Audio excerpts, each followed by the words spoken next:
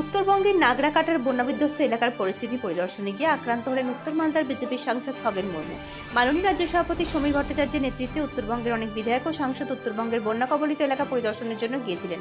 শিলিগুড়ির বিধায়ক শঙ্কর ঘোষ ও উত্তর মালদা সাংসদ খগেন মুর্মু গিয়েছিলেন বন্যা কবলিত এলাকা পরিদর্শন করতে। হঠাৎ করে আক্রমণ করে বলে অভিযোগ। এই ঘটনায় আক্রান্ত হয়েছেন উত্তর মালদা সাংসদ খগেন মুর্মু। এরই প্রতিবাদে হবিবপুর বিধানসভা পাকুয়াহাট বিজেপি সংগঠনের পক্ষ থেকে রাজ্য সড়কে টায়ার জ্বালিয়ে অবরোধ করে বিক্ষোভ দেখান। অবরোধের জেরে বেশ কিছুক্ষণ যানবাহন চলাচল বন্ধ থাকে। মালদা থেকে হরেন চৌধুরী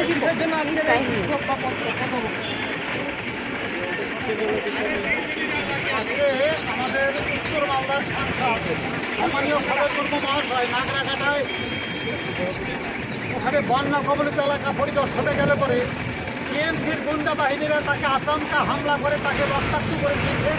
তারই প্রতিবাদে আমরা ভারতীয় জনতা পার্টির পক্ষ থেকে আলমপুরে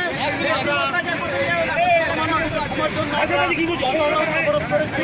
আমরা দাবি করছি যারা এই ধরনের কুকর্ম করেছে, অত্যাচার করেছে, আর ন্যায় বিচার হোক, দৃষ্টান্তমূলক তাদের শাস্তি হোক, দাবি আমরা রাখছি আমরা পশ্চিমবঙ্গ সরকারের কাছে। কেননা এই অত্যাচারী সরকার বিভিন্ন জায়গায় ভারতীয় জনতা পার্টির কার্যকর্তার উপরে হামলা চালাচ্ছে। এটা যাতে আগামী দিনে না হয় তার জন্য আমরা দাবি রাখছি। এই জন্যই আমরা আজকে সাময়িকের কিছুক্ষণের জন্য আমরা পথ অবরোধ করেছি। এই বলে আমি এখানে রাখছি। আজকে আমাদের বন্ধ সফল হল। ভারত মাতা কে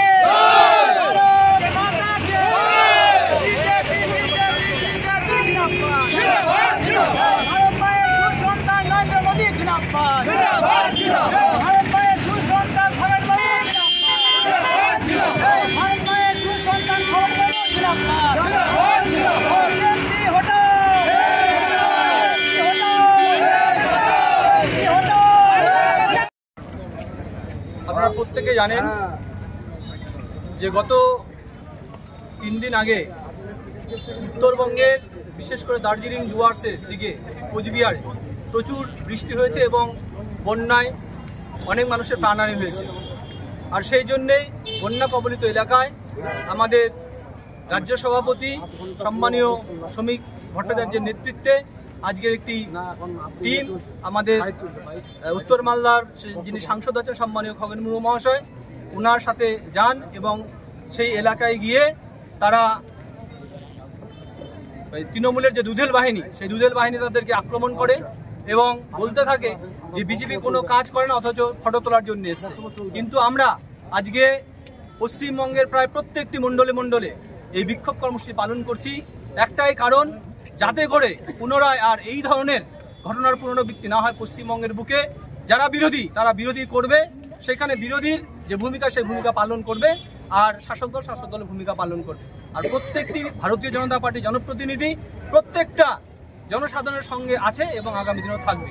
আর সেই জন্যে আজকের যে খগেন মুর্মুর উপর যে আক্রমণ হয়েছে, সেই আক্রমণের প্রতিবাদে প্রত্যেকটা মণ্ডলে মণ্ডলে আমাদের এই বিক্ষোভ কর্মসূচি হচ্ছে। তার ব্যতিক্রম নয় এই বামনগোলা মণ্ডলটি। আপনার নাম ও পরিচয়? উৎপল সরকার, ভারতীয় জনতা পার্টির উত্তর মালদা জেলার সম্পাদক, এবং সঙ্গে আমাদের আছেন। আজ উত্তরবঙ্গের নাগরাকাটায় সাংসদ খগেন মুর্মুর উপর মর্মান্তিক আক্রমণ ঘটানো হয়েছে। এই বিষয়ে আপনার বক্তব্য কী?